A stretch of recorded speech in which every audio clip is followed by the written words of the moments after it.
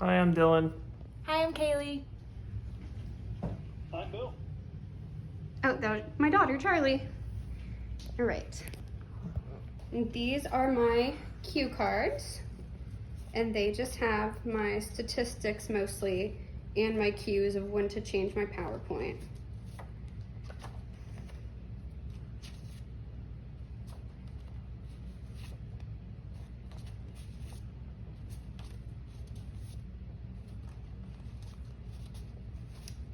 Okay, and then over here, I just have my computer next to me to control the visual aid. All right, thank you guys for coming. If you are anything like me, you love to have a little treat and a little snack and a little go out for drinks and appetizers. But if your income is anything like mine, you probably shouldn't do that every time you want to do it, every day, multiple times a day.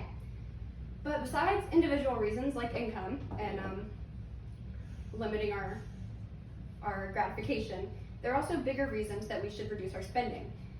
One of the most pressing issues is our current climate crisis, and there's also a loneliness epidemic that's leading us to feel less connected to the world. Reducing our spending gives us an opportunity to reflect on both of those and improve them. So without further ado, let's get into how reducing spending can affect our environment. In 2015, 3 professors of Central Florida University did an experiment with their students that tested their awareness of their environmental impact. So the students recorded their carbon footprint for a week, and then they had a week of a no spending money challenge, and they continued to record their carbon footprint. And the following week, 85% of them felt motivated to continue reducing their spending because they realized how much waste they were producing. So hopefully here, when we reduce our spending, our awareness about our waste will help us stay motivated to keep on saving that money. There are 2 big factors that we're a part of in the environment. They are quick commerce and our in-person shopping habits. So quick commerce is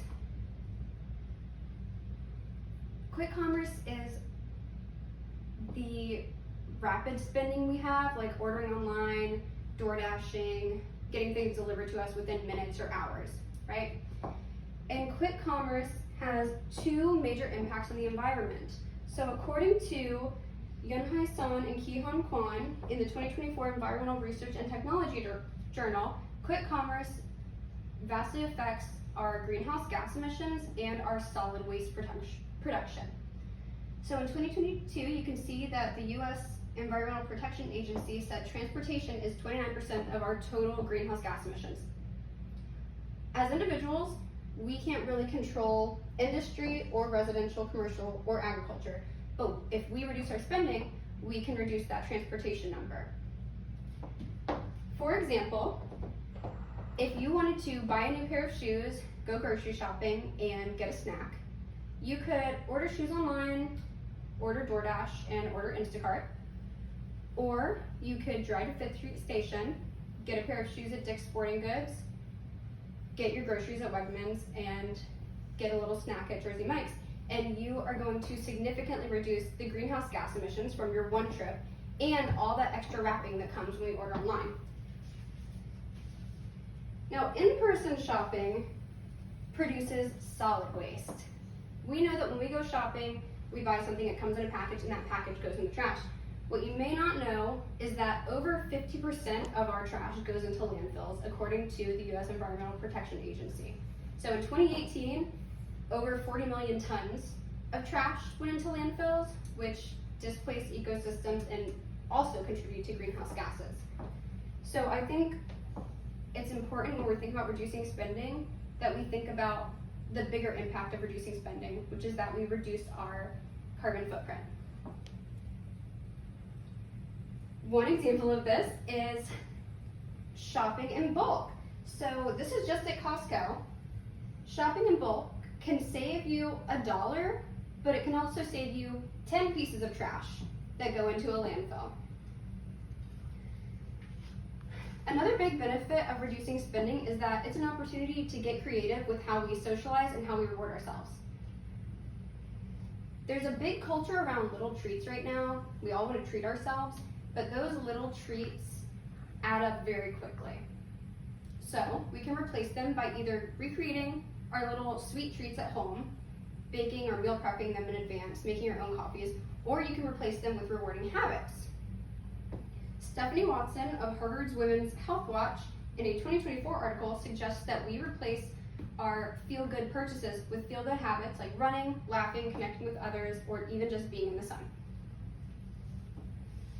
So next time you want to go buy a little treat, maybe just take a little walk and see if that curbs that dopamine need. The other way we can get creative with saving is redefining our third places. So third places are the places that are not work, they're not home, they're where we gather and form community. Unfortunately, according to U.S. Surgeon General Vivek H. Murthy, there is a big loneliness epidemic that is partly due to the decline in third places. Online third places like social media or streaming services don't give us the same connection that we get from being in person, and places like restaurants and clubs have a financial requirement from us that bars money from entrance. But when we make a meaningful connection, according to Dr. Murthy, we seek out opportunities to serve our community and serve others, and we spend time with people of diverse backgrounds. Luckily, both of those can be met by recreating third places that are public and free, like libraries, parks, museums. Just in Charlottesville, there are people on Reddit making jam sessions, trying to form community. There are the Charlottesville Girls Who Walk on Facebook who find public places to go walk for free. And there is the downtown mall where you can just walk around and not get little treats. You can just enjoy the music. So now that we've saved hundreds to thousands of dollars on our little outings, what do we do with our money? There are two ways that I'd like to share we can save, and they are for emergency funds and for specific luxuries. So emergencies can happen to anyone, but how we cushion ourselves is by having an emergency fund. Rachel Cruz of Ramsey Financial Solutions suggests we keep 3 to 6 months worth of our daily life expenses in a savings account for those emergencies. But unfortunately, that's not doable for everyone. So the bare minimum is $1,000. If you can save $1,000 for emergencies, that cushions you just enough from car repair, a vet trip, or even unemployment for a short period.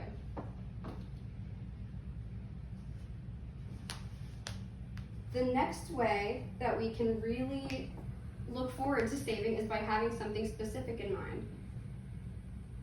Saying, I want a new car isn't really enough to get most people to save, but according to Janet Bodner of Kiplinger Personal Finance, one of the best ways to save is by having a specific and measurable goal.